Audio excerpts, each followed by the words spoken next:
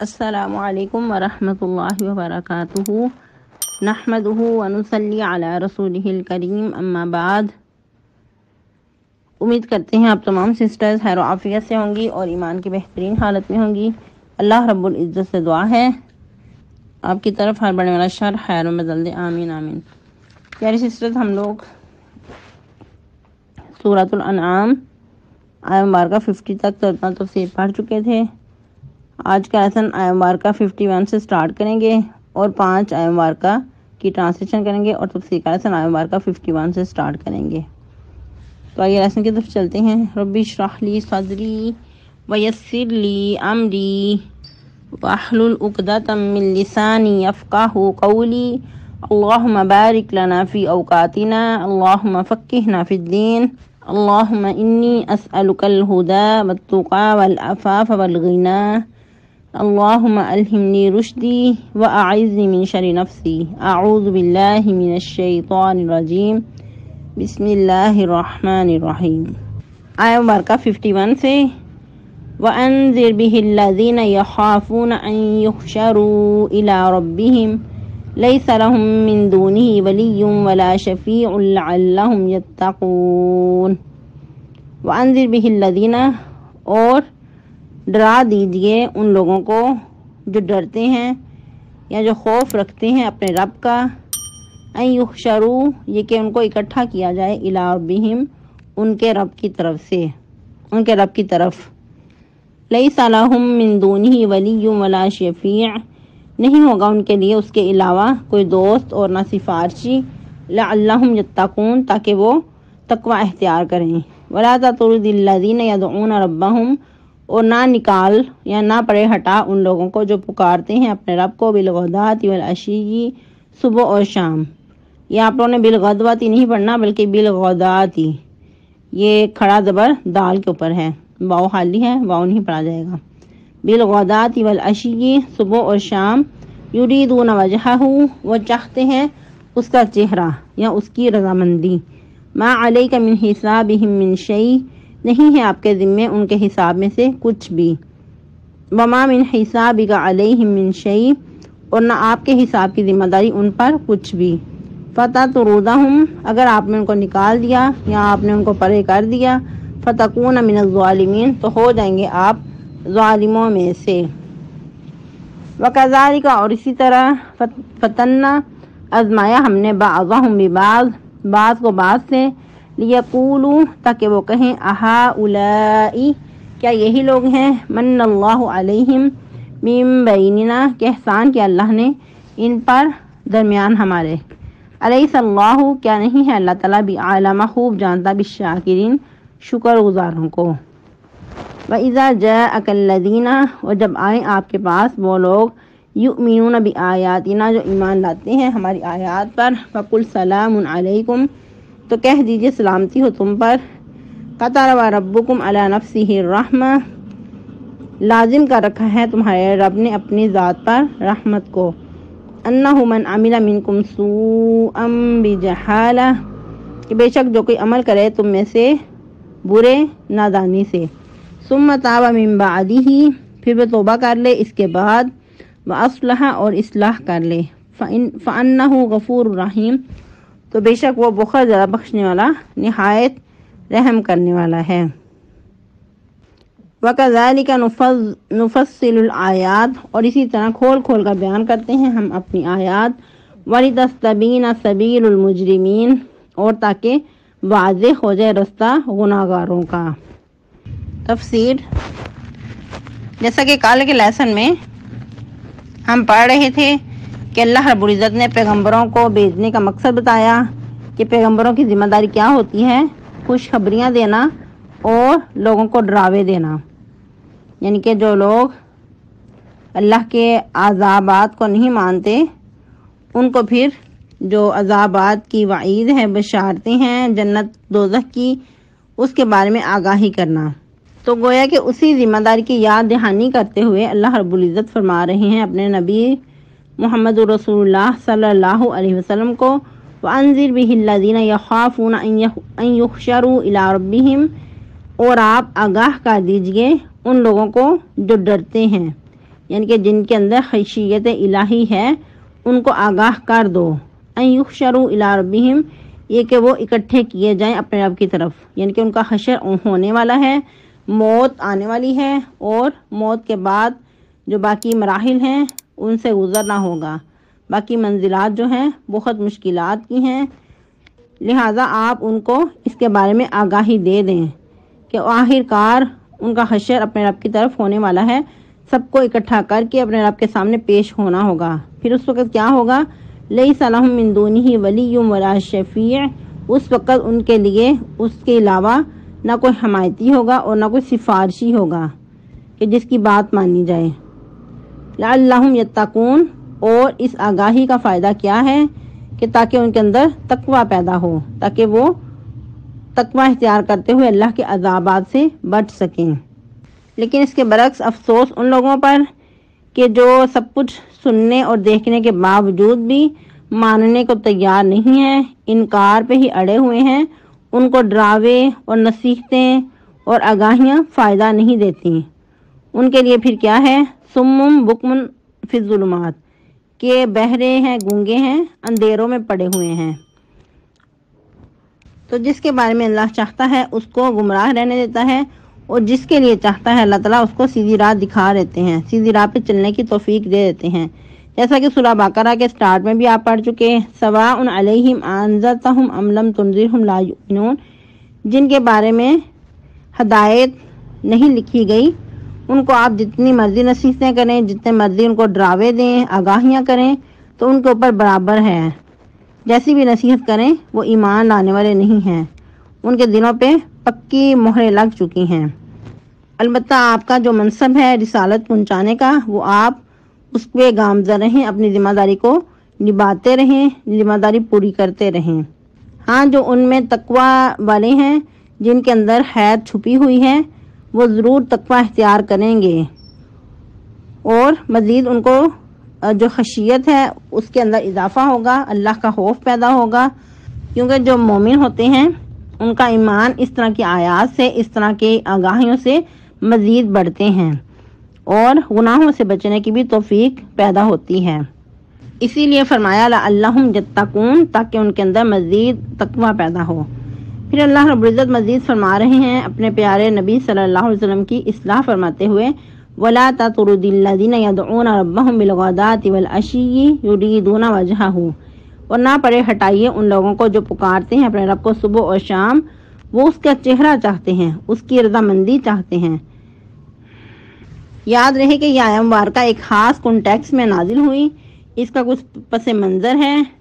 جیسا کہ نبی صلی اللہ علیہ وسلم بہت زیادہ حریص تھے کہ ہر شخص ایمان لے آئے، جو آپ وسلم کا مشن تھا اس کو لوگوں تک زیادہ سے زیادہ پہنچاتے، اور بعض اوقات بہت بڑے بڑے حادثات کا بھی سامنا کرنا پڑتا، بہت بڑے بڑے چیلنج قبول کرنے پڑتے، اور بعض اوقات بہت بڑی بڑی آپ صلی اللہ علیہ وسلم کو باتیں بھی سننا پڑتی۔ تو نبی صلی اللہ علیہ وسلم کے بارے میں کچھ لوگوں نے فیصلہ کیا قریش مکہ میں سے کہ اس نبی کو ملتے ہیں اور ان سے کہتے ہیں کہ اگر آپ چاہتے ہیں کہ ہم آپ کی مجلس میں آئیں، آپ کی باتیں سنیں، جو کچھ آپ ہمیں سکھانا چاہتے ہیں وہ سیکھیں آپ سے، تو پھر ہمارے لیے کچھ خاص وقت مقرر کیے جائیں۔ جب ہم آپ کی مجلس میں آئیں تو جو باقی کمزور لوگ ہیں، جو غریب قسم کے لوگ ہیں، معاشرے کے حقیر لوگ ہیں، نعوذ باللہ استغفر اللہ، ان کی نظروں میں جو اللہ کے اتنے مقرب تھے وہ حقیر تھے، کیونکہ ان کے سامنے دنیاوی سٹیٹس ہی کام آتا تھا، ان کے سامنے جو معیار تھا حق کا وہ دنیاوی سٹیٹس ہی تھا۔ اس لیے یہ جو قریش مکہ تھے وہ کہا کرتے تھے کہ ہمارا ان کا کوئی جوڑ نہیں ہے، جب ہم آپ صلی اللہ علیہ وسلم کی مجلس میں آنا چاہیں تو اس وقت یہ لوگ ادھر موجود نہ ہوں، تاکہ ہمارا ایک معیار برقرار رہے۔ تو اس کے بارے میں نبی صلی اللہ علیہ وسلم جو کہ بہت زیادہ طمع رکھتے تھے، امید رکھتے تھے، اور بہت آپ چاہتے تھے کہ جو بڑے بڑے معزز خود کو کہلانے والے ہیں یہ ایمان لے آئیں، کیونکہ ایسے لوگوں کے ایمان لانے سے اسلام کو بہت تقویت پہنچتی ہے۔ تو آپ صلی اللہ علیہ وسلم کے دل میں کچھ خیال آیا کہ چلیں وقتی ان کی بات مان لی جائے، ہو سکتا ہے یہ ایمان لے آئیں تو ان کے آنے سے اسلام کو مزید قوت حاصل ہو اور مزید اسلام کا بول بالا ہو۔ تو اس پہ ابھی آپ صلی اللہ علیہ وسلم نے کچھ سوچا ہی تھا، ابھی کچھ عمل درآمد نہیں ہوا تھا، لیکن اللہ رب العزت کو یہ بات بالکل بھی پسند نہ آئی، فوراً سے آیا مبارکہ نازل فرما دی اور آپ صلی اللہ علیہ وسلم کی اصلاح کر دی۔ وَلَا تَطْرُدِ الَّذِينَ يَدْعُونَ رَبَّهُمْ بِالْغَدَاةِ وَالْعَشِيِّ يُرِيدُونَ وَجْهَهُ کہ آپ ان لوگوں کو پرے نہ ہٹائیں جو صبح و شام اللہ کو پکارتے ہیں، اس سے ان کی مراد کیا ہے؟ اللہ کی رضامندی حاصل کرنا، اللہ کا چہرہ چاہنا۔ مزید کیا فرمایا؟ ما علیک من حسابہم من شیء وما من حسابک علیہم من شیء، آپ کے ذمے ان کے حساب کی وجہ سے کچھ نہیں ہے اور نہ ان کے حساب میں سے آپ پر کچھ ہے اور نہ آپ کے حساب کی ذمہ داری ان پر ہے۔ فتطردہم فتکون من الظالمین، اگر آپ نے ان کو پرے ہٹایا، ان کو اپنی مجلس میں سے دور کیا تو آپ ایسا کر کے ظالموں میں سے ہو جائیں گے۔ ظالم سے کیا مراد؟ کہ بے انصافی کریں گے اور حق میں کمی کر دیں گے، کیونکہ اسلام کا یہ معیار نہیں ہے۔ اسلام مساوات کا درس دیتا ہے۔ اسلام کے اندر غریب، امیر، کالے، گورے، اجمی، عربی، کسی کا کوئی معیار نہیں ہے۔ اسلام کا معیار جو ہے وہ تقویٰ پہ ہے۔ ان اکرمکم عند اللہ اتقاکم۔ تو اس آیہ مبارکہ کے شان نزول میں حدیث مبارکہ بھی ملتی ہیں، جس طرح کہ سیدنا سعد رضی اللہ تعالیٰ عنہ فرماتے ہیں، سعد بن ابی وقاص، کہ ہم 6 آدمی تھے جو کہ نبی صلی اللہ علیہ وسلم کے پاس تھے۔ مشرکین مکہ نے کہا کہ ان لوگوں کو اپنی مجلس سے نکال دیں تاکہ یہ ہم پر دلیر نہ ہو جائیں، یعنی کہ ہمارے اوپر جرت نہ کر سکیں۔ اور فرماتے ہیں کہ ان لوگوں میں تھا اور عبداللہ بن مسعود تھے اور حذیل کا ایک اور آدمی تھا اور 2 اور آدمی تھے جن کا میں نام نہیں لیتا۔ تو رسول اللہ صلی اللہ علیہ وسلم کے دل میں اللہ نے جو چاہا خیال آیا، ابھی آپ سوچ ہی رہے تھے کہ اللہ عز و جل نے یہ آیہ مبارکہ نازل فرما دی۔ وَلَا تَطْرُدِ الَّذِينَ يَدْعُونَ رَبَّهُمْ بِالْغَدَاةِ وَالْعَشِيِّ يُرِيدُونَ وَجْهَهُ، یہ مسلم کی روایت ہے۔ اور مزید ابن ماجہ کی روایت کے مطابق یہ 6 آدمی کون کون سے تھے؟ سعد بن ابی وقاص، عبداللہ بن مسعود، صہیب رومی، عمار بن یاسر، مقداد بن اسود اور بلال بن رباح جو کہ حبشی تھے۔ اور اقرا اور یانا نے تنہائی میں آپ سے کہا کہ ہمیں ان غلاموں کے ساتھ بیٹھنے میں شرم محسوس ہوتی ہے، یعنی کہ ہمیں اچھا نہیں لگتا کہ یہ ہمارے سٹیٹس کے نہیں ہیں تو ہم ان کے ساتھ بیٹھیں، تو اس لیے ان کو ہمارے پاس سے اٹھا دیجئے یا ان کے لیے الگ وقت رکھ لیں اور ہمارا الگ وقت کوئی مقرر کر دیا جائے۔ تو اس وقت فوراً سے یہ آیہ مبارکہ نازل ہوئی کہ اور آپ صلی اللہ علیہ وسلم کے سامنے اللہ رب العزت نے ان صحابہ کرام کی تعریف بھی فرمائی کہ ان لوگوں کو اپنے سے نہ دور کرو جو اللہ کو پکارتے ہیں صبح اور شام اور اس سے اللہ کی رضامندی چاہتے ہیں، اللہ کی خوشنودی کے طالب ہیں۔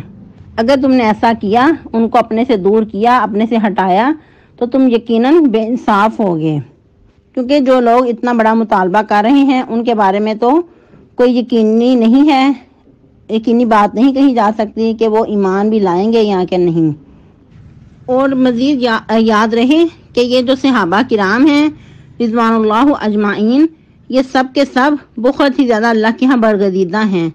احادیث میں مختلف مقامات پہ ان کی بہت زیادہ فضیلت ملتی ہے، جیسا کہ سعد بن ابی وقاص ہیں، یہ بھی بہت ہی زبردست صحابی رسول ہیں اور انہوں نے دین کا بہت زیادہ کام کیا اور نبی صلی اللہ علیہ وسلم نے ان کی بہت تعریف فرمائی۔ اور پھر عبداللہ بن مسعود ہیں، ان کے بارے میں بھی کیا ہے کہ بہت کمزور سے اور پتلی پتلی پنڈلیوں والے، جب صحابہ کرام ان کی پنڈلیوں پہ ہنسے تو اس وقت آپ صلی اللہ علیہ وسلم نے کیا فرمایا کہ تم عبداللہ کی پنڈلیوں پہ ہنستے ہو، یہ وہ پنڈلیاں ہیں کہ اگر ترازو میں ان کو رکھ دیا جائے تو آسمان زمین کو دوسرے پلے میں رکھ دیا جائے تو ان کی پنڈلیوں کا جو وزن ہے وہ آسمان زمین سے بھی بڑھ جائے، ان کی پنڈلیوں کا جو پلڑا ہے وہ جھک جائے، اللہ کے ہاں اتنا زیادہ ان کی پنڈلیوں کا وزن ہے۔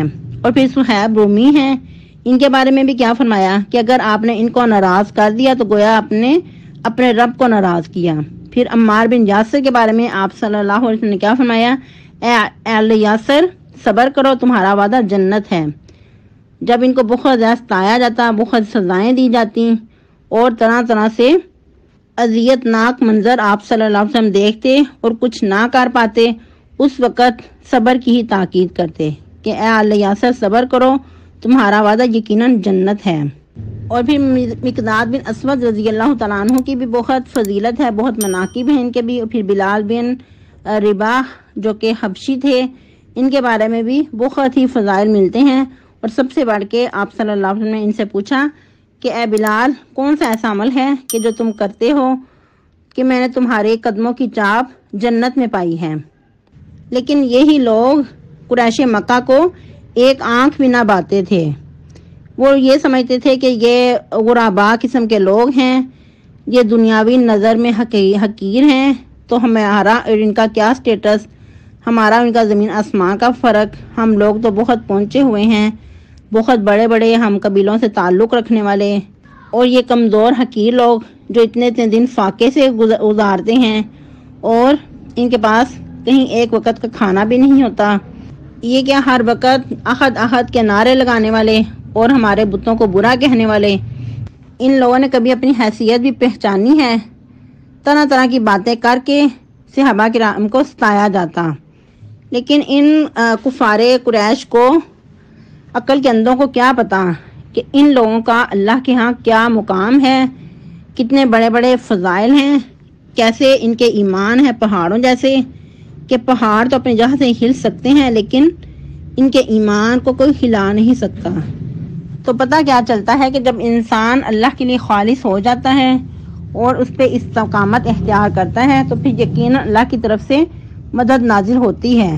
پھر انہی لوگوں کے بارے میں قرآن ہی گواہی دیتا ہے. قرآن خود اللہ رب العزت اپنے حکم سے نازل کرتے ہیں اور ان کی گواہیاں دیتے ہیں، ان کے بارے میں بشارتیں نازل کرتے ہیں. تو اسی لیے اللہ رب العزت نے اپنے پیارے حبیب محمد رسول اللہ صلی اللہ علیہ وسلم کو اس بات سے اعلان منع کر دیا کہ آپ ایسی غلطی نہ کیجئے گا، کبھی بھی ان کو اپنی مجلس سے دور نہ کیجئے گا، ان کو اپنے ساتھ لگا کے رکھیں. یہی تو مخلص لوگ ہیں، یہی تو ہیرے جواہرات ہیں، یہی تو میرے پیارے ہیں جو لوگوں کے ہاتھوں سے ستائے ہوئے ہیں، لوگوں کے ظلم و ستم کا شکار ہوئے ہیں. یہی تو میرے مقرب ہیں جو آگے جا کر بہت بڑا کام کرنے والے ہیں، دین اسلام کو بہت زیادہ نفع دینے والے ہیں. اور اس واقعہ سے ہمیں اور بھی بہت سارے لیسن ملتے ہیں، جس طرح کہ سیدنا سعد بن ابی وقاص کے بارے میں ہم پڑھ رہے ہیں کہ یہ بھی بہت کمزور ستائے ہوئے، اور انہوں نے بتایا کہ 6 لوگوں میں بھی شامل تھا. تو اس وقت ہو سکتا ہے ان کے دنیاوی حالات بہت کمزور ہوں، لیکن بعد میں اللہ رب العزت نے ان کو بہت زیادہ مال سے نوازا تھا. کچھ عرصے کے بعد جیسا کہ حجۃ الوداع کے موقع پہ اس وقت یہ بہت زیادہ مالدار تھے. جیسا کہ آپ لوگوں کو پتہ ہے کہ یہ سورہ مکی ہے، تو یہ مکی دور کا واقعہ ہے. تو بعد میں مدنی دور میں یہ ان کے پاس مال کی بہت فراوانی تھی. جیسا کہ اس وقت یہ بہت سخت بیمار ہو گئے اور بیماری اپنی انتہائی عروج کو پہنچ چکی تھی. جب انسان بیمار ہوتا ہے پھر یہی سوچتا کہ شاید اب موت ہی ہے، ان کے موت ہی واقعہ ہو کے رہے گی، یہ بیماری مجھے قبر تک ہی پہنچا کے چھوڑے گی. تو اس وقت بہت پریشان تھے اور آپ صلی اللہ علیہ وسلم کو کہنے لگے کہ اللہ کے نبی، جو میری تکلیف کی شدت ہے وہ آپ دیکھ رہے ہیں کہ میں کس تکلیف میں مبتلا ہوں اور کتنی سخت مجھے اذیت پہنچی ہوئی ہے، اور میری ایک ہی بیٹی ہے اور میں بہت مالدار ہوں. تو کیا میں اپنی بیٹی کے لیے وصیت کر جاؤں سارے کے سارے مال میں؟ تو آپ صلی اللہ علیہ وسلم نے فرمایا کہ سارے مال میں وصیت نہ کرو، بلکہ 1/3 میں، یعنی کہ تیسرے حصے میں وصیت کرو، باقی جو مال ہے وہ ورثاء کے لیے رکھو. پھر اس وقت نبی صلی اللہ علیہ وسلم نے مزید بھی ان کو خوشخبریاں دیں کہ تم مزید بہت سالوں جیو گے اور اسلام کو بہت فائدہ حاصل ہوگا، اور جو باقی لوگ ہیں ان کو بہت زیادہ نقصان پہنچے گا. اور پھر کچھ ایسی روایات ملتی ہیں کہ اس کے بعد 50 سال مزید یہ زندہ رہے، یہ بہت سالوں جیے اور اسلام کو بہت زیادہ انہوں نے فائدہ پہنچایا، اور جو دوسرے لوگ تھے واقعی ان کو بھی بہت زیادہ نقصان پہنچا ان کے ذریعے. کہ ایک شخص جو ہمارے سامنے اس کے مالی حالات بہت کمزور ہیں، ہو سکتا ہے کہ مزید آگے جا کر وہ کتنا زیادہ دنیا میں بھی پنپے اور کتنا دنیاوی اس کے پاس مال و اسباب ہو جائے. وقتی کسی کو بھی دیکھ کر حقیر نہیں سمجھنا چاہیے. اور ویسے بھی جو مالی حیثیت، مالی یعنی کہ امیری، فقیری، غریبی، یہ سب کچھ اللہ کے ہاتھ میں ہے. یہ مال کی جو تقسیم ہے یہ اللہ رب العزت کے ہاتھ میں ہے. کسی کو زیادہ دے، کسی کو کم دے، کسی کو میانہ روی سے مال دے، یہ اللہ کی تقسیم ہے، جس کو جتنا چاہے عطا کرے۔